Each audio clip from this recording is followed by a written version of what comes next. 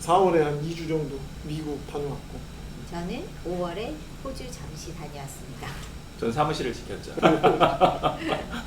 제가 미국을 1년 만에 다녀왔는데 김하성 선수 경기를 직관했거든요. 샌디에고하고 컵스하고 경기였는데 그날 초장에 컵스가 8점을 내버린 거야. 8대 0으로 샌디에고가 끌려가는 거죠. 관중들이 막 나가요. 미국 관중들은 막 나가버리더라고. 우리는 막 돈 아까서 끝까지 막 보잖아요. 우리는 끝까지 보자. 이게 언제 또 보겠냐. 끝까지 보고 있는데 7회인가 됐을 때 김하성 선수가 3루타 치고 따라잡았어요. 동점까지요? 심지어 이겼어. 역전? 응. 9대8로 역전승해버렸잖아요. 우와. 그러니까 속된 말로 뻥 뽑았지. 끝까지 보고 너무 재밌었어요. 진짜 재밌었어요. 진짜 재밌었어요. 그날 김하성 선수가 너무 잘해서 되게 멋있었어요. 근데 대단했던 게 뭐였냐면 김하성 선수가 나오니까 홈구장 관중들이 하성킴을 외치는데 전리고 왜 요리할 그런지 것 알아? 같아요. 왜 그런지 알아? 내가 메이저리그 직관을 처음 했거든. 가생소예요. 그래가지고 너무 재밌는 데다가 야구도 좋아하는 데다가 김하성 선수 잘하지 뭐 그러니까 되게 재밌었어요. 그리고 나서 원래 LA로 들어갔다 샌디에고 갔다가 또 저기 애나하임으로 넘어와가지고 애기 때문에 디즈니랜드에 또 한 3일 제대로. 그래서 새카매졌잖아요. 지금까지 새카맣잖아요. 이사님도 좋은 데 다녀오셨죠? 네. 저는 호주 잠시 시드니 다녀왔습니다. 왜 갔다 왔어요? 놀러 갔다 왔죠. 저는 출장이라고 얘기는 했지만 출장이라고 표현하고 놀러 갔다 왔죠. 저는 공짜 최고의 여행. 내 돈 안 들이고 왔다. 최고의 여행을 여행. 네. 너무 좋은 요즘 회사 돈이 자꾸 비는데 그 이사님 자꾸 우리 그런가요? 왜 계좌에 돈이 비지? 그런가요? 뭐가 제일 기억에 남아요? 저는 진짜로 김하성 선수 3루타밖에 기억이 안 나요. 저는 오페라하우스 앞에서 2번을 갔는데 비가 내리는 오페라하우스와 날씨가 쨍쨍이 맑은 오페라하우스를 보면서 또 날씨가 너무 좋은 저녁 시간에 랍스타를 먹고 오페라 하우스 말고 뭐 좋은 거 없습니까? 아니 좀 초심으로 돌아간 부분이 하나가 있었는데 그 본인 초심은 우리가 알 수가 없으니까. 사막에서 사막이요? 네 사막에서 보드 타는 게 있었어요. 사막에서 무슨 보드를 타요? 스케이트보드, 아니 스노우보드 같이 생긴 거요? 네 그냥 뭐 그 영상으로 많이 본 것 같은데. 네, 저도 영상으로만 보고 타셨어요? 봤는데 당연히 못 탔죠. 많이 못 타서 시간이 좀 아쉽긴 했지만 처음에는 잘 내려갈 수 있을까 하고 갔는데 너무 재밌는 거예요. 그 내려왔다가 그 모래사장을 다시 걸어서 올라가야 되는 네. 거죠. 보드판을 들고 다시 걸어서 올라가야 돼요. 근데 운동 제대로 되겠네. 네, 그러니까. 많이 타고 싶어도 나이상 많이는 못 타요. 여기 보시는 우리 구독자분들 중에 본인보다 언니 오빠들도 많으시거든요. 근데 정말 재밌더라고요. 좀 걸어 올라가는 게 좀 흠이긴 했지만 진짜 재밌었어요. 좋은 시간 보내고 왔습니다. 저 또한. 일단 회사 계좌가 왜 비는지 좀 체크 좀 해보시고요. 네. 이제 저희는 그렇다 치고 4월, 5월 네. 그렇게 지냈는데 우리 태호 이사님은 사무실 지키면서 일을 너무 많이 하셨잖아요. 네, 사무실 지키면서 많은 일을 한 것 같아요. 특히 요즘 막 여성기업 인증을 그렇게 요청을 많이 받으셨다고. 네. 여성기업 인증 관련해서 이제 재작년에도 사실은 쏠쏠찮게 그 부분에 대한 문의들이 꽤 있었는데 유독 올해 그 부분에 대한 문의들이 있더라고요. 아무래도 경기가 좀 안 좋고 하다 보니까 공공기관에 납품할 수 있는 부분에 대해서 관심이 좀 많아지신 것 같다라는 생각이 좀 들어요. 그래서 그럴 수 있겠네. 네. 그러면 우리 혜진 이사님, 여성기업이 뭐예요? 여성기업은 여성기업법에 의해서 이제 여성 대표자가 소유하거나 뭐 경영하고 있는 기업을 실질 심사를 통해서 아마 실사를 나갈 거예요. 실사 후에 여성기업으로 발급받을 수 있는 제도 여성 기업으로 확인을 받을 수 있는 그렇죠. 확인을 제도죠. 받을 수 있는 제도. 뭐 확인이 되면 확인서를 발급을 받을 수 있겠네요. 네. 어떤 혜택 때문에 그 요청들을 많이 하시던가요? 여성 기업 제품에 대해서 우선 구매하는 제도가 있거든요. 어디서 우선 구매를 하나요? 공공기관에서. 공공기관에서 여성 기업의 것을 우선 구매한다. 네. 총 구매 금액의 5% 이상은 여성 기업 제품을 구매를 해야 돼요. 무조건 5% 이상을 해야 되는 거예요. 그 이상이죠. 아무리 적어도 5%는 해야 된다. 그렇죠. 뭐 공사인 경우에는 3%이긴 한데, 공사액이 클 거고요, 대신에. 그쵸. 규모가 좀 크게 그쵸. 크니까. 그리고 또 공공기관이 경영평가를 받을 때 여성기업 제품에 대한 구매를 하면 그게 또 긍정적인 요인이 되거든요. 가능하면 여성기업 제품을 구매하고 싶어 하시죠. 공공기관이 평가를 좋게 받으면 네. 이제 성과급도 좀 나올 거고. 그럼요. 그렇다 보니 이제 여성 네. 기업의 제품을 선호를 한다. 맞습니다. 그게 첫 번째. 네. 그거 말고 또 있을까요? 그리고 또 이제 제일 중요한 부분이 수익이에요. 수익계약. 네. 한도가 있을 것 같아요. 그러면 수익계약이 아닌 걸 먼저 얘기하는 게 좋을 것 같은데? 수익계약이 아닌 건 그럼 뭔가요? 통상은 이제 뭐 공공기관 들어갈 때 이제 경쟁 입찰을 하게 되잖아요. 경쟁 입찰이죠. 그렇죠, 그렇죠. 그럴 경우에도 사실은 여성기업 확인 인증을 받으시면 가점을 받을 수 있어요. 경쟁 입찰인데도 네, 가점 요인이 있다. 그렇죠. 경쟁 우위에 설 수 있는 거죠. 그 두 번째 정도 되겠네요. 네, 그리고 아까 말씀하셨던 네. 세 번째가 수익에 수익계약은 경쟁 입찰이 아니라 네, 조건이 부합하면 나 너랑 계약할게. 네, 수익계약 하는 네. 거잖아요. 네, 너무 좋죠. 한도가 막 무한대니까. 그렇진 않고요. 한도가 5천만 원. 5천만 원까지? 네. 그 2천만 원 넘게 되는 것들에 대해서는 사실 수익 계약을 할 수 없잖아요. 네. 그런데 한도가 이제 5천만 원이면 여성 기업은 네, 5천만 원까지 네. 수익계약을 할 수 있게 해준다. 그렇죠. 좋은 거네요. 그럼요. 여러 가지 혜택이 많아요. 그뿐만 아니라 뭐 신용보증기금이나 기술보증기금 통해서 자금을 조달하실 때도 분명히 가점 요인이 되거든요. 그렇죠. 네. 예스냐 노냐인데 예스니까. 그쵸. 없으면 빵점 있으면 100점. 네, 맞습니다. 네. 그러면 조건이 있을 거잖아요. 그러니까 여성 기업을 아무나 확인을 해주진 않을 거죠. 그렇죠. 혜진 이사. 여성 기업의 조건이 있을까? 여성 대표자가 소유하고 경영하고 있는 기업을 실사를 통해서 확인하는 제도를 말하는 법인한테는 건가요? 개인도 가능합니다. 법인 기업도 되고 개인 기업도 되고요. 네, 협동조합도 가능합니다. 확인을 받으면 태호 이사님이 얘기했던 한 3-4가지 정도의 우대 이걸 네. 다 받을 수 있다. 그럼요. 그러면 신청해야죠. 안 할 이유가 없죠. 해야죠. 그 조건에 부합하면 해야 되는 거잖아요. 맞아요. 사실은 알아보시면 이게 난이도가 있는 것은 아니거든요.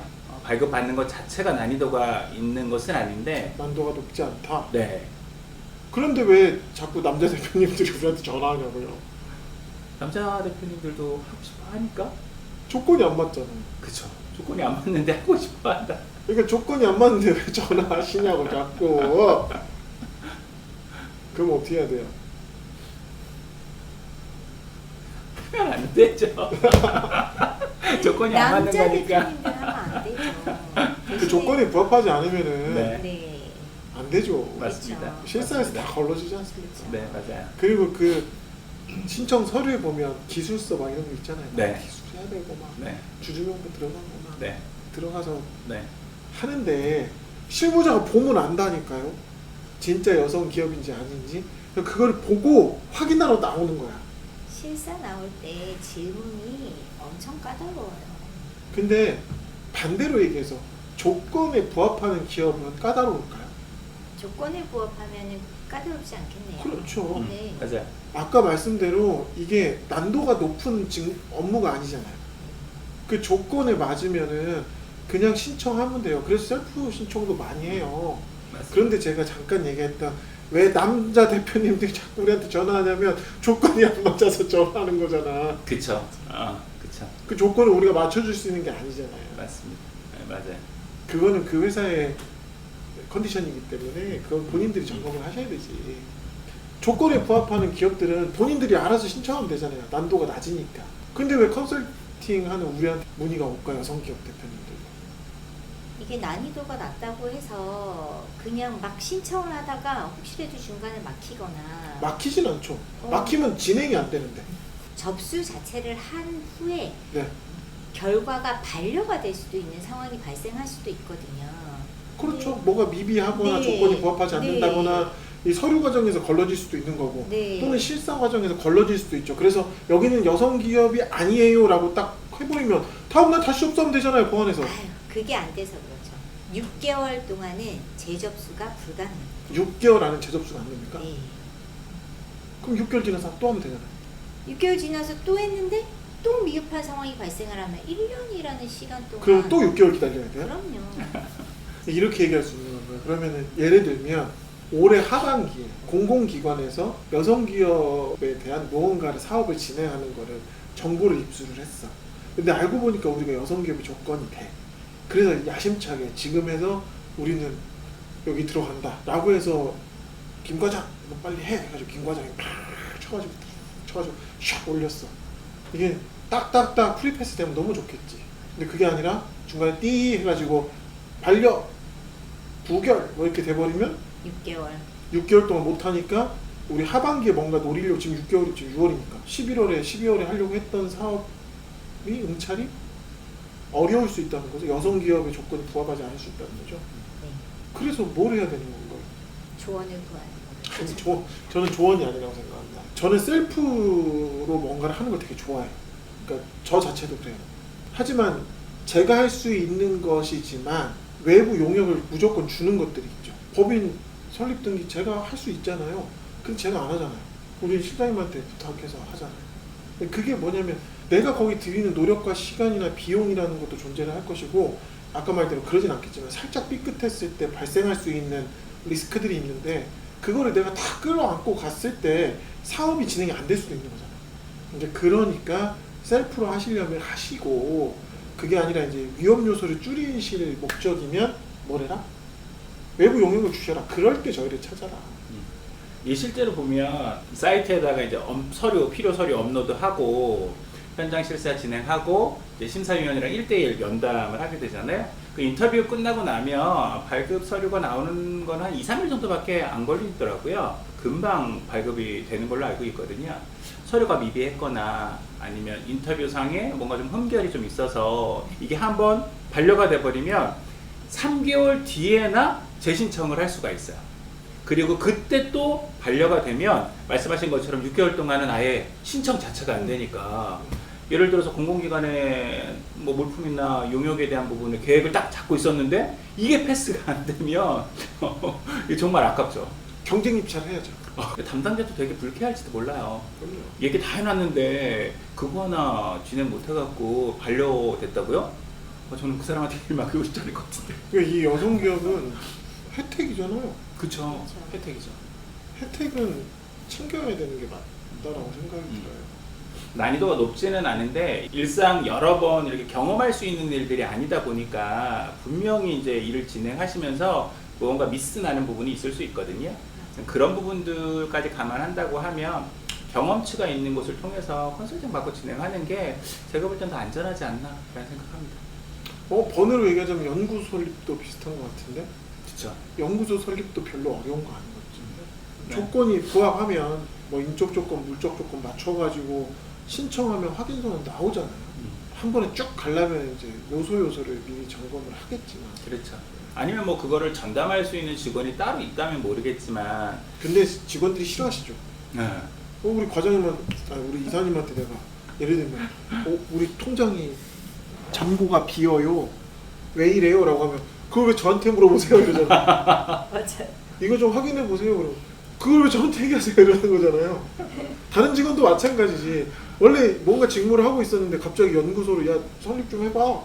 설립하는 건 좋다 그거야. 유지관리. 맞습니다. 사후 관리가 또 필요하거든요. 그러면 직원이 그거 제가 해야 됩니까? 그럼 누가 해? 이러면 급여 올려주시나요? 그럼 중소기업들의 인력에 대한 어려움을 항상 호소하시잖아요. 그렇죠. 그래서 그런 부분에 있어서는 그런 것들은 좀 외부에 맡기시는 게 훨씬 더 효율적인 것 같다는 생각을 늘 하게 되더라고요. 강의 요청을 가끔 해주셔서 강의도 나가고 하고 있지만 제가 5시간 강의도 해보고 4시간도 해보고 하지만 와 이제 예전에 안 그랬는데 5시간씩 하면요 너무 힘들어. 그래도 뭐 강의 여전히 잘하시던데요, 그때는. 부산도 가고 막 서울에서도 하고 있지만 요청을 해주시면 다 소화할 수는 없지만 좀 봐가지고 도와드릴 수 있으면 좀 도와드리고. 다만 예전에는 무상 강의 많이 했는데 요즘 무상 강의 안 합니다. 무상 강의를 제가 해보니까 너무 힘들어가지고.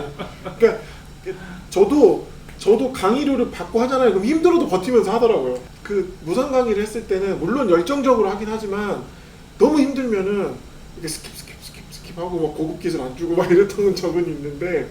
또 반대로 또 강의를 듣는 분들도 또 너무 무상이거나 무료면 그 임하는 태도나 자세가 또 마음가짐이 다르잖아요. 네. 확실히. 맞아요. 예. 네. 내가 뭔가 비용을 좀 지불하고 강의를 들어야 하나라도 더 배워서 가야지, 놓치지 말아야지, 집중도도 높아지고. 예. 그래서 제가 항상 얘기하는 게 있잖아요. 세상에 공짜 없다고. 일단 오늘은 이렇게 해서 채널이 살아있으면 알리는 걸로 네. 전달을 하고, 네.